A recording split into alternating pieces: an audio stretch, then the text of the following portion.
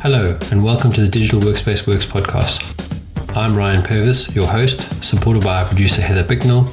In this series, you'll hear stories and opinions from experts in the field, stories from the front lines, the problems they face and how they solved them, the areas they focused on from technology, people and processes, to the approaches they took that will help you to get to the grips with the digital workspace inner workings.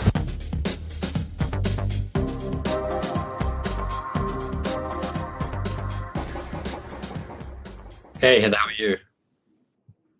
I'm good. How are you? Yeah, good, thanks. Good.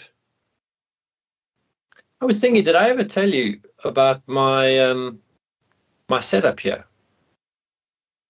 No, you've not. So the one thing that I use, which I don't think is available internationally yet, is a product called Desk Stand, and it's a wooden frame that it goes into an A-frame, so that it balances, and then you've got shelves that you put in, two shelves basically that give you your space to put things, and then you put it on top of a desk. So instead of having to buy a standing desk that moves up and down, you have a desk stand you put on top of a desk.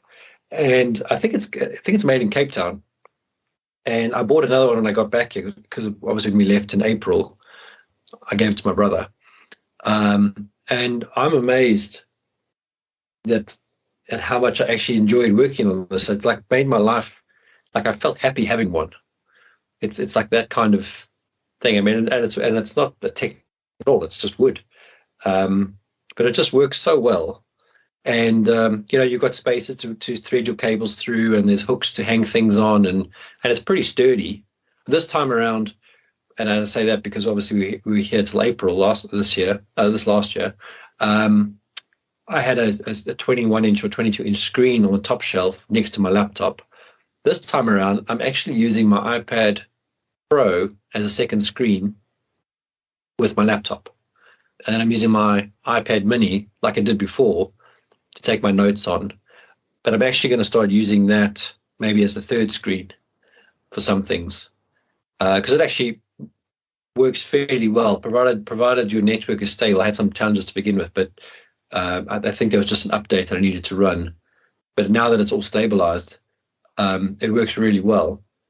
So well, in fact, sometimes I press on my iPad screen to do something because that's obviously a touch screen, and that doesn't work.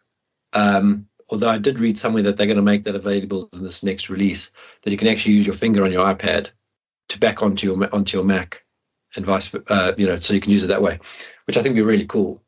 But it's just simplified my life. So like now when we move around nomadically, I've got all the devices with me that give me my full working experience, and I've still got my Jabra speaking unit, which has still been the best one, because I didn't bring my microphone with me, obviously, because that thing weighs a ton in my suitcase. So, my calls all through the Jabra. And then I've got a travel keyboard and trackpad with me, which makes up my whole setup. So I can be up and running in like an hour. Once you've plugged all the cables in and all that stuff. And it's a bit of a running joke at the moment because I carry 3 big extension cables, multi-plugs with me. One that goes in my backpack, and then 2 that are in my carry-on bag. So when we go somewhere, those 2 always come with us. So wherever we are, I just plug them in. That's got all the plugs already plugged in, all the cables for all the things that have to be charged. So it's literally walk in, plug that in. Then everything can just be charged. So we don't have to worry about finding plugs and whatever.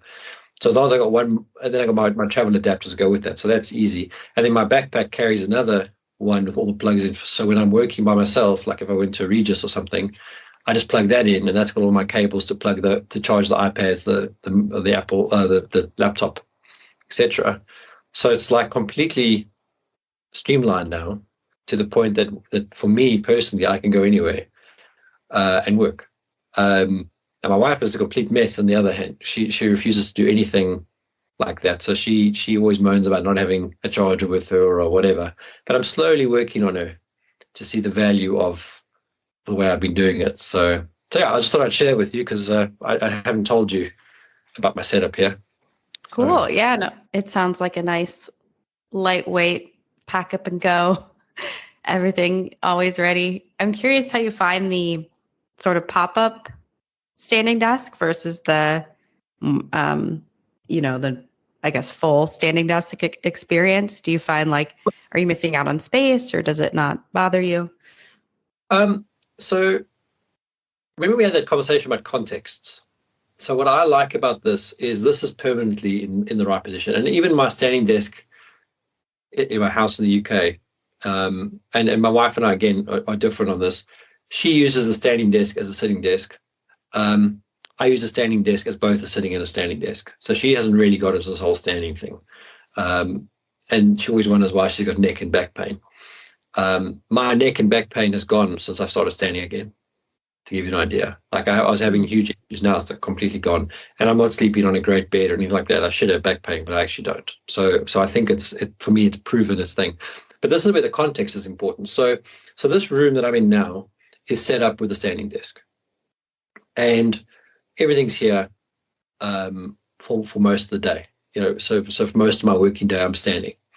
But there are times when I like to sit. And that typically is the sort of 5 o'clock in the morning when I get up and I want to do some brain work. I will literally go with a laptop. Sometimes I'll take the iPad with me and I'll go sit at the dining room table and I'll work for like an hour, 2 hours sitting. And that's almost broken and that's why the context is important. So when I'm doing calls and I almost want to call it operational work, I'm doing it standing. When I'm doing that thinking brain work, I'm doing it at the dining room table. And actually, before I call now, I was doing some planning and design work, but I wasn't using any technology. I've gone back to pen and paper. So I've got a nice big A3 Illustrators book. So it's got a nice cover and it's nice paper and all the rest of it. I'm actually drawing out some stuff. So that's completely analog. But I found, and that I'm doing sitting as well. And I found by doing that, I've automatically sat down and I've started thinking about stuff and getting into that sort of deep work state. So it's already tricked my brain into being in the right state at the right time. So in that sense, having the standing desk permanent has worked wonders. Now, back in the UK, what I would do, because we have a double story, this is all on one level, is if I wanted to take a break and I was working upstairs, I would just walk downstairs with my laptop and go sit at the dining room table and do some calls there or whatever it is. In fact, we've got 3 places to work in that house.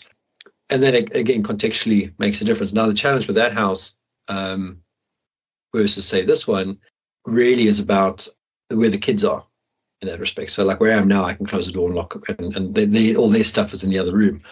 If I wanted to sit down and work here, then I don't have that opportunity. Now, what I could do, and this is where this desk stand is quite clever, is currently the way the shelves are done is they are in a standing position. But I could, in theory, just move the shelves down and move the screens down and move the keyboard down to a low level and then just sit here.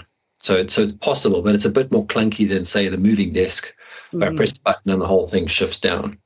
And that's something that I do miss sometimes. Like I was sitting here with a long call yesterday, like 3 hours, and I was getting tired. And I was like, geez, I just want to go and sit down and think. But that's not as easy as pressing the button and it starts going down and I just sit down and carry on talking. So there's a bit of that, but that's not an insurmountable problem. I don't do many 3 hour long calls. In fact, I normally avoid those like the plague, but I unfortunately had to get into this one. And the only thing I'm missing in this one is my mat. I have a rubber mat that I normally stand on. I'm standing on carpet at the moment, which is fine. But when you've stood for like 3 or 4 hours, you miss the cushioning. Yeah. But these are things that I slowly improve the environment as I'm working. But I'm trying to do this one in a way that I'm not buying a whole lot of stuff that now I have to worry about storing. Because when we leave this time, I'm going to store all the stuff. I'm not going to sell it or whatever. I'm just going to put it in a suitcase and leave it in a garage or in a storage locker, so I don't have to keep carting around. Because that's the other thing. I mean, I'm carting around.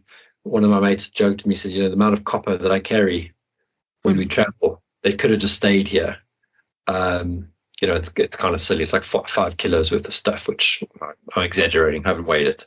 But if you think about the number of cables, number of plugs, the whatever, and you don't want to go and buy the South African versions of all the plugs, like for your phones and stuff. Yeah. It's kind of just a waste of money. So, and we've got so many plugs, obviously with every device you've bought over time. Of course, now with what's changing with the USB-C, all the old USB connectors are being replaced by USB-C connectors. So you are getting to a point where the plugs are no longer interchangeable. But I'd probably get another couple of years out of them before it becomes a major issue. Mm. Yeah, I mean, in theory, I guess that'll make things easier over time, but there's always that painful switch to a new standard. But no, that sounds cool. I know that I've seen the sort of what you are, describing before, the multi-level desks. They definitely seem like a good solution for folks who aren't, they don't want to get rid of their existing desk, or they don't want to invest. Like typically a full standing desk is more expensive. So if you're like not sure if you want one, or maybe you're in a workplace where they won't reimburse you for one, or they won't let you set up one, you can bring in your own sort of on top of the desk version and get a standing experience that way. And then for you, that's a new use case, I guess I wouldn't have thought of, is the digital nomad, where you can have like digital nomad where you're returning to a place, so you can have a light setup. That's really cool. And then the other thing, when you're talking about moving around, it reminded me, working in different areas, sort of this zone working concept that I think is seeming to become more popular, especially with hybrid working, both, going, we talked about working from a pub, working from, different environments, sort of shaking up your day. But then even within new workplace environments, a lot of companies are redesigning the office to have sort of the zone feel. So they'll have, their cafe area or lounging areas, places you can go to have meetings or just pick up your laptop and work from a different area. I really like the idea of sort of partitioning that into, I'm thinking about doing a particular kind of work, so I'm going to work here. It's very interesting. And it's funny because, having worked from home for several years now, I've pretty much exclusively only ever worked in my same office the whole time. So I haven't tried it, but I am intrigued by the concept. Well, yeah, I mean, I found, obviously being back in the UK, we had our setup there, and then when we were in Joburg before, we had our setup as well. And I've been, having had the chance to sort of set up the office a few times, now I have a pretty clear, like, I need these things. What I was missing was a screen, an extra screen, but now that my iPad does it properly. It's not that I don't need one. I mean, I could get a 21 inch or a 22 inch or something like that. This desk is designed for two 21 inches to stand next to each other, so you could do that. So if you had a permanent office like you, I'd probably end up with either one massive screen, which is what I was going to do back in the UK, or multiple 22 inches or 21 inches or on gimbal arms, so that you can arrange them as you want. But having these two like this actually works relatively well. It's just, because often you just need the extra screen for checking something while you're doing something else. Not necessarily, some operational guys will have screens for different reporting they're looking or traders and that sort of thing, which is obviously a different use case. But what's been interesting being here is, obviously now it's outside of COVID, the ability to go and do work in a shared office space, multiple ones. And I signed up for a Regis, not really a membership, but I just use them as my sort of go-to shared office space company. And I'd do a meeting in Rosebank or a meeting at Santon or in Bedford View or wherever it was in all around Joburg. It was just different suburbs. And, you get a consistent base. Like, you can go book a meeting room or a one-person, two-person office. It's going to cost you, an equivalent of dollars. I can't tell you, but in pounds is probably 20 to 30 pounds a day, or for half a day, because I wouldn't do the whole day. You normally do half. And you've got a desk, you've got a chair, you've got internet, you've got printers, you've got people to do stuff for you, and you've got whiteboards and all that kind of stuff. So when you need that kind of work, you just know that it's there and you can go do it. And then you can go back to your home office for the other stuff that you need to do.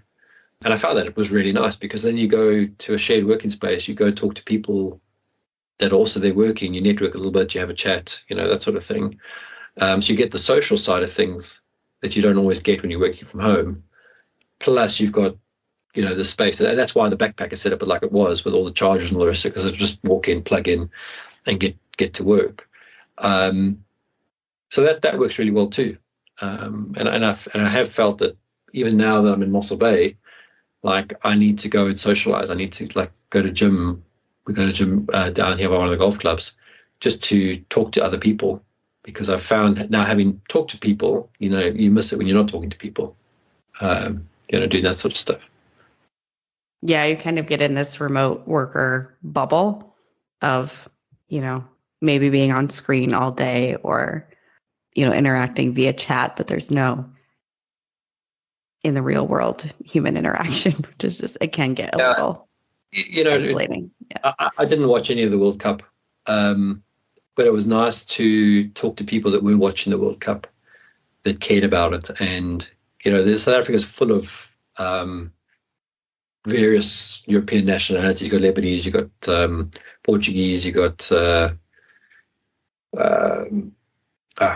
Spanish, all whoever colonized the country, there's huge pockets of them.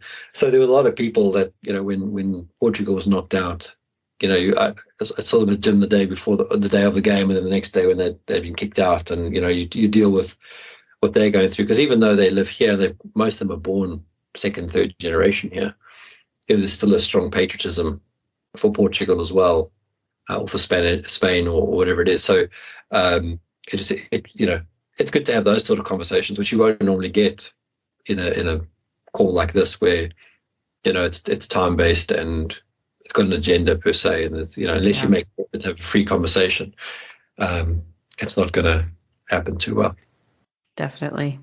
Well, did you want to? I was thinking too about we talked about maybe reflecting on some of the themes we had visited on the podcast in 2022, and doing a little bit of a year-end sort of recap, or just, reflecting on some of those things. I had one in mind, but are you still up for doing that today? Yeah, go ahead. Go ahead with yours. There was two that stood out for me, but go ahead with yours.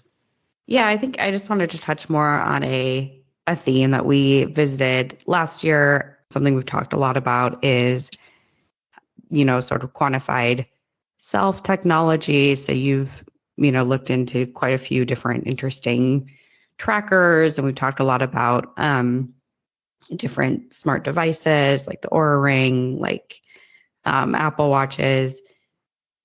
We've explored the sort of capabilities of the new Apple Watch, and it's interesting to see them going into more of the, I guess, extreme fitness use cases, trending that way and towards sort of more of the Garmin historical space. But and also some fitness programs as well, things like Apple Fitness Plus. So I thought, it's an interesting theme that we come back to again. And I know maybe just talk about any updates that we have there in that realm. Like, I know we'd sort of revisited Apple Fitness Plus. You'd given it a second go and felt more positively about it. Is it still one you're coming back to, or have they evolved it at all? Yeah, so it's ironic you bring that up, because my wife did, and she's done 2 workouts with me this week. Obviously, when we move to a place, one of the things we always try and sort out is the gym, and we haven't sorted out the gym here yet, which we've just done today. So she's been doing the workouts with me the last couple of days, and she just said they're not tough enough. Now, bear in mind that I don't think they're terrible workouts, but I did an insanity workout, which is what we were doing before, today as a comparison. And yeah, she's right. I mean, the insanity workouts are definitely tougher. So in that respect, I think the Apple Fitness product is a very good product for what it is. I mean, if you think what you pay for it, it's probably $50 to $80 a year, something like that. It's not ridiculously expensive. And I've varied what I use with it. So, obviously I do a lot of HIIT workouts and that sort of thing, but I've done some yoga and I do some strength work and all that stuff. And it's a great filler for that stuff. Now, all that said, the biggest issue I have with it, it's still not user-friendly in a lot of ways. And I'll give you some examples. So I download my workouts on Apple Fitness, because often what happens, even in the UK with good bandwidth, they freeze in the middle of a workout. There's nothing worse than being in the middle of, a 30-second or a 45-second exercise, and it freezes in the middle. And then, and it freezes for long, like 30, 40, 50 a minute, second, it's unusable sometimes. In fact, the one that froze yesterday, and this is why I download them, because it doesn't freeze as much. But yesterday it still froze during a thing, and I found that some of the ones that I've downloaded, they don't play for some reason. So it'll still show that it's 1 gig of data, but the actual video won't play. So I think there's some stability problems with the product still that have to be ironed out. I find that whole mechanism of downloading and removing and replacing with the latest ones, that doesn't even exist. And I think that's something that even YouTube doesn't do very well, come to think of it. One of the things that was nice about Insanity in some respects is you knew there was a plan of which ones to do which days, because they varied and there's different reasons. There's strength ones versus fitness ones, et cetera. And I would have thought by now that Apple Fitness has been out for so long that Apple Fitness itself would be recommending based on which ones I do. Like I only use two trainers, for example. I'd be getting notifications that this trainer's released a new video, go and do this one, or you've done a lot of these ones, maybe you should do some of these ones. That sort of background stuff, because they've got the data to know. And we're not talking about an AI here. We're just talking about a little bit of background logic. Count how many times I've watched an episode and whatever. So that evolution needs to happen.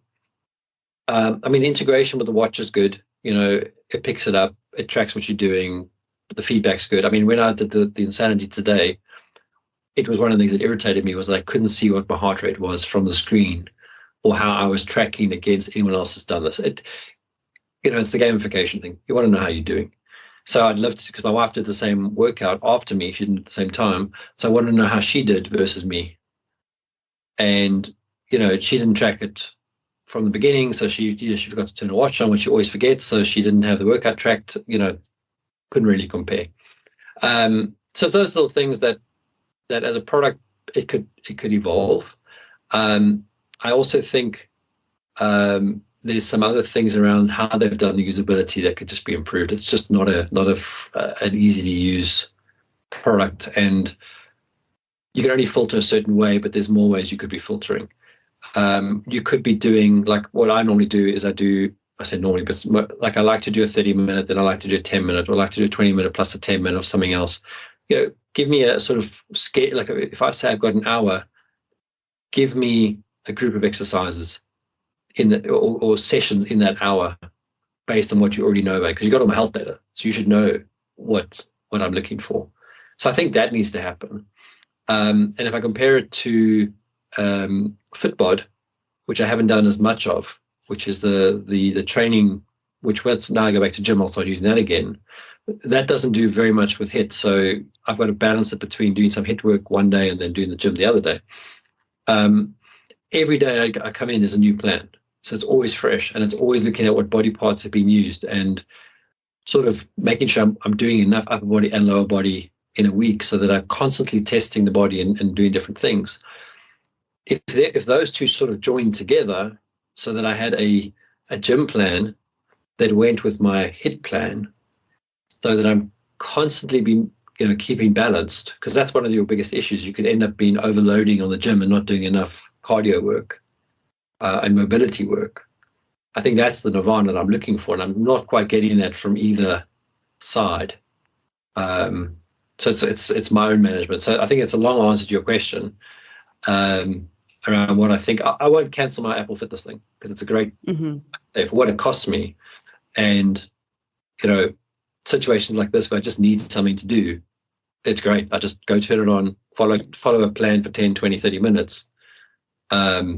And that's it. But it's also the content's a bit stale. Like I've done the same videos over and over again now. It's disappointing to hear. Yeah, look, they're not bad. They're not bad videos. Don't get me wrong, they're not bad at all. But it almost, in some respects, it has a promise, an unwritten promise, that it would be something. And maybe it's because I only use the HIIT workouts. I don't see the other stuff. And also, again,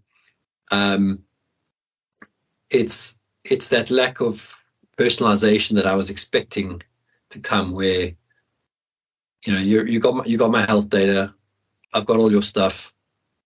Show me a bit more than almost a basic platform, because that's still kind of a basic platform. Yeah, I think Apple tends to do a lot of the, they stick to the basics and across a lot of their health things, right? Even I've been watching a few reviews of the new Ultra Watch, and folks testing it out who are actually, in the diving, the deep diving scenarios and the other things that they sort of had claimed and promised it could do, and the commercials were really like flashy extreme examples of folks like taking it to the limits. But in reality, it's like sort of a more, it's a more basic diving computer for those who are, just hobbyists, just getting into it, like a casual sort of thing. It's not meant for like expert divers to be able to go and take the watch as the only monitor, that they need to dive with. So I think it seems like something across the board that's more like Apple's sort of for everyone in some respects. So they keep things more basic or beginner friendly and don't offer a lot of the more like I know the Oura Ring has you get that daily score, right? About sort of and Garmin also has now introduced, they have a readiness score as well. So every day, you get some out of 100, what's your body batteries, maybe what they call it. Apple doesn't have anything like that yet. So they definitely sort of don't seem to be pushing the bounds of the, the fitness tech. Yeah, and I think that's gonna happen through acquisition. I think at some point they're gonna go. There's, and you're right. I think that it's the same. Ironically, how I explain SysTrack or Lakeside software to people, in the sense that SysTrack is the Apple in that space. It's got the most things, and consistently will deliver the most things on average, better than all the other products. But you'll have products that will do better things in certain spaces. You'd have Controller that'll have a better Citrix solution. You'd have what's the other one that's quite good? Tanium's got a better flavor for some of the security stuff. One E's got something better for compliance. Eternity's got better for business process measurement capability, or almost APM stuff. But that consistent growth, as it expands out, is where SysTrack's always good. Apple's the same thing. Now, it's funny you talk about Aura, because when we got to Mossel Bay, which was around the 18th of December, we'd been to the bush before that, and then we got on the drive down from Joburg to Mossel Bay. We'd stopped in Graaff-Reinet, which is a town about 8 hours out of Joburg, and went to a game lodge, and I picked up a cough. And at the same time I picked up the cough, my Oura Ring picked up a temperature. Now, South Africa still runs the same health protocol. So we always, everywhere you go, you're still getting measured for temperature and all that kind of stuff. That hasn't changed. My temperature hasn't changed on any gun that's been thing. But my Oura Ring picked up the temperature. And within and we drove down on the Monday. So this was the Saturday. They picked it up on the Friday, I think. And then the Saturday I wasn't feeling so good. The Sunday we drove. We drove on the Monday, and my daughter wasn't well, so we took her to a GP. And I said to my wife, "I just need an antibiotic, and I'll be fine." And I went and the GP said, "No, you need something else." So I think I've had COVID again, or we think I didn't get tested, but it's the same sort of thing. And the only thing that picks it up again is my Oura Ring. Now, if I the sort of standard approach here for treating COVID is prednisone and 2 antibiotics. You take an antibiotic for 3 days, you give it a 3-day break, and you take another antibiotic for 3 days, and that pretty much clears it out. And then you do the what do you call it? Tip of my tongue. It's also a steroid that you take through your nose using a I can't think what the name of the thing is. It aspirates the chemical through your nose. I can't think what it's called. It's going to bug me. a nebulizer. Use a nebulizer. Okay, yeah.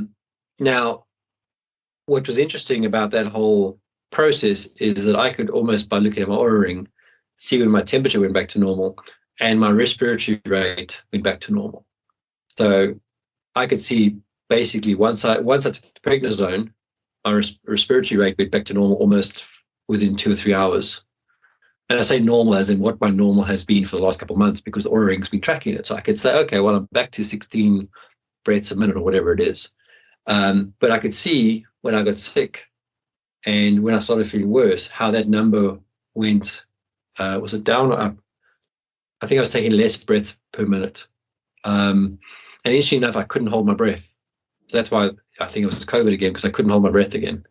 And I couldn't blow up any of the kids' blow up toys, because I just didn't have the strength of the breath until I took the prednisone. And then all of a sudden, I was back on track. I mean, I was very tired and stuff, which was, again, COVID-y things. But it was interesting how, as the medication took effect and as the time went on, obviously, you could see in the numbers in the Oura ring how things were improving. And it picked up I should be resting and all the rest of the stuff. And I did, my usual sort of exercise. I didn't do workouts and stuff, but I did some exercise. And yeah, I mean, I'll always have an Oura ring based on that fact, because it's the go-to as a baseline tool. And I think this is what needs to happen with all this data is, I showed the doctor, who is not my normal GP, what I had, and she was like, wow, I've never seen this before. If only every patient had this, so we could just have a baseline. Because often what happens is it's a point in time diagnosis. And at that point in time, and my blood pressure was all over the place. So my blood pressure was like 170 over 130 or something at one point, and then it was down to like 100 over 40. Mm-hmm. So I had to do like twice a day blood pressure monitoring till it normalized. And this was also some new symptom, whatever it is. And all these things, like you don't have, like if you had to wake up every morning and do your pulse, your blood pressure, your get your Oura health score, this would all help you in your conversation with your doctor to say, look, I'm not feeling well, and it started on Monday last week, and this is what's happened. And they could see that. Then they have the data to go, okay, well, it's the blood pressure will come back to normal, so don't worry about that, but we're worried about the breathing, because if you're not breathing properly, that's going to affect everything else. And I had this weird vertigo thing as well, where if I just leaned forward in the wrong direction, I would almost lose my balance completely, which was an inner ear infection, which could be the change in pressure, whatever it is. But the point I'm getting to is this could all be driven off my Oura ring, to potentially have started the treatment sooner. Like the minute I saw my temperature go up, I should have gone straight to the doctor and said, listen, I need an antibiotic. This is what's happening. But I waited 2 or 3 days, which obviously meant I was more sick by the time I saw the doctor, which meant obviously it took a little bit longer to come right. Interesting. Yeah. Well, I'm sorry you got sick. But yeah, interesting, all the data you got back from that. But yeah, I know, was there anything you mentioned you had 1 or 2 things maybe you'd want to discuss from 2022? Yeah, so I thought there were a couple of episodes that I really enjoyed, which I've now unfortunately closed the window on, so I have to get it back up again. So there was Melissa Kwan with eWebinar. I really enjoyed that episode for a number of reasons. One, I think she's done a phenomenal job with her product and all the rest, and she's a very diverse person to talk to. But also in following up with that, and this is one of the reasons why we had the podcast, which was to meet people, is a lot of the stuff she posts on LinkedIn is stuff that I save to review later, because it's such interesting stuff and it's so relevant to some of the stuff that I'm doing at the moment. So in that sense, from a personal point of view, that was really good. And then the other one, I just want to get the episode up again because I've now lost it. Was the 2 sustainability ones we did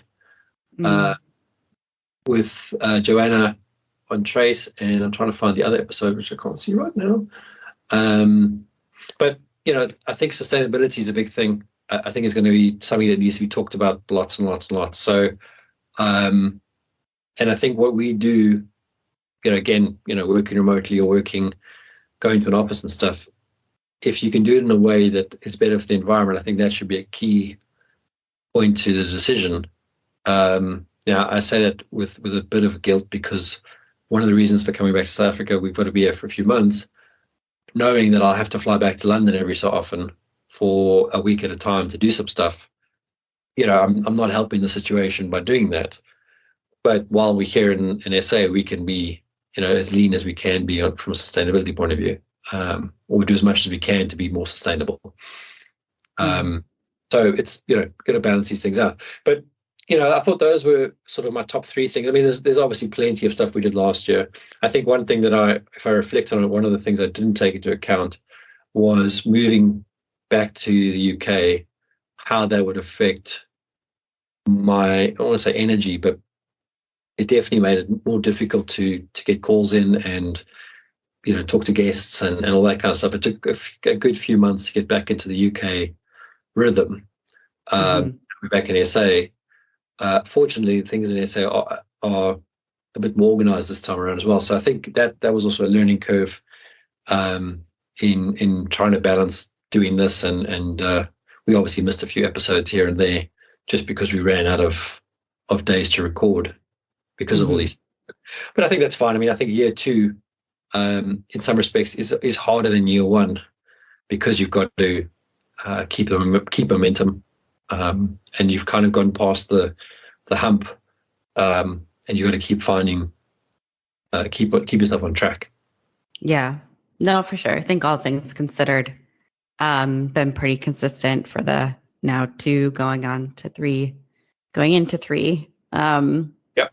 years of the show. So that's awesome. And yeah, I think just quickly on the sustainability topics, those stood out to me as well. I really like the thinking about it from both the side of what businesses can do to reach net zero and sort of tools to help, quantify that, build a path towards that. And then also the personal point of view, which was the other one that we talked about. I think the product was Mother Tree, if I remember correctly, but being able to calculate your own carbon footprint, and kind of particularly from a financial investment point of view, which is something that I think is easy to sort of forget that things like that have carbon impact, where you're investing your money or your financial footprint. So, but yeah, all in all, I think a good year of episodes. Excited for some of the things we'll have coming out already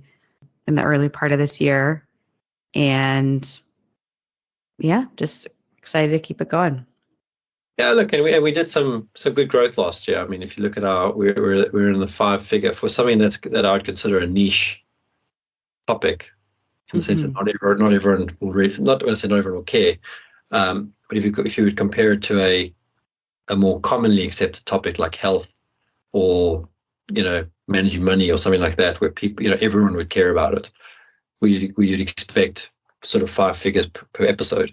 I think we've seen nice growth now, and I appreciate everyone that listens, listening and sharing it with their friends or whoever it is to get some value out of it. And I think what I'd love to do more this year is go back to the community piece that we started, but we never really got off the ground, which was the Slack group, and maybe do that a different way, and get some feedback on what would work. I mean, I've looked at other networks that I'm in. And the one that seems to work the best so far is the one that's based in WhatsApp. Now, that's not necessarily a global tool. I know it's not as popular in the US as it is in Europe and the UK. But maybe going down the route of something like that, or Telegram, or even, I don't know if iMessage would work as well. But some sort of thing like that's mobile device driven, as opposed to something like Slack, which is, yes, it can be done on your device, but it's also a very clunky experience, whereas WhatsApp is pretty slick, and they've launched a communities functionality now, which is quite good. So yeah, I mean, watch the space, and if anyone has any feedback, I'd like to get it. Send us a note or whatever works. through the website or something like that. But that's me, really. Well, cool. Should we wrap up there then for today? Yeah, I think that's great. And I'm looking forward to a good 2023 with you and everyone else. Same here. All right. Thanks, Talk to you later, Ryan. Bye. Bye. Thank you for listening to today's episode. Heather Bicknell is our producer and editor. Thank you, Heather, for your hard work on this episode. Please subscribe to the series and rate us on iTunes or the Google Play Store. Follow us on Twitter at the DWW Podcast. The show notes and transcripts will be available on the website, www.digitalworkspace.works. Please also visit our website, www.digitalworkspace.works, and subscribe to our newsletter.